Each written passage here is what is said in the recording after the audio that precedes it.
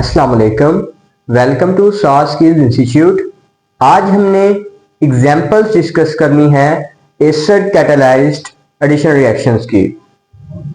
तो यहां पर सबसे फर्स्ट जो फॉर्मल्डिहाइड सल्फ्यूरिक एसिड के साथ रिएक्ट करके मेटा फॉर्मल्डिहाइड में चेंज होता है, और एसिटाल्डिहाइड जो है वो सल्फ्यूरिक एसिड के साथ मतलब उसका रिएक्शन होता है, और इसके तीन मॉलिक्यूल जो हैं आपस में कुछ इस वे में कंबाइन कर जाते हैं पैराल्डिहाइड इसकी फॉर्म में।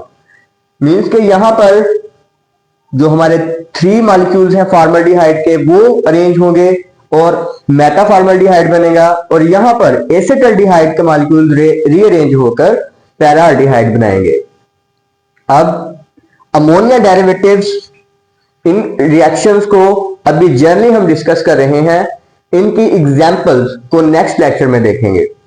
तो अमोनिया डेरिवेटिव्स के साथ रिएक्शन जब होता है कार्बोनिल कंपाउंड्स का, ऐसे रिएक्शन को हम कंडेंसेशन रिएक्शन या ऐसे रिएक्शन को एडिशन एलिमिनेशन रिएक्शन बोलते हैं।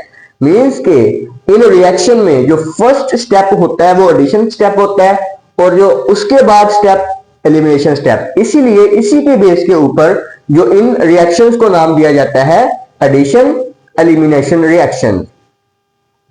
अब इन रिएक्शंस में क्या होता है कि एल्डिहाइड या कीटोन मींस के जिनमें कार्बोनिल ग्रुप प्रेजेंट है, कार्बोनिल कंपाउंड्स, वो रिएक्ट करते हैं अमोनिया के साथ, अमोनिया डेरिवेटिव्स के साथ। फॉर एग्जांपल जो हमारे पास अमोनिया है NH3, ठीक है, तो यहां से एक हाइड्रोजन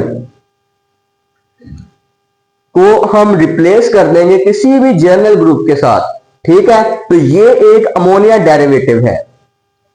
अब ये कार्बोनिल कंपाउंड के साथ रिएक्ट करके हमें कुछ इस तरह के कंपाउंड देंगे, और यहां पर जो G है हमारा वो कोई सा भी ग्रुप हो सकता है इनमें से, ठीक है।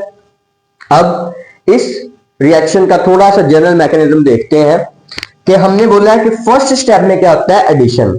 तो यहां पर जो नाइट्रोजन के लोन पेयर हैं वो यहां पर ऐड अप होंगे, क्योंकि इधर पार्शियल पॉजिटिव चार्ज है, तो यहां से जो इलेक्ट्रॉन है इस कार्बन पार्शियल पॉजिटिव चार्ज पर अटैक करेंगे, और एक जो बॉन्ड है वो ऑक्सीजन की ओर टूटेगा।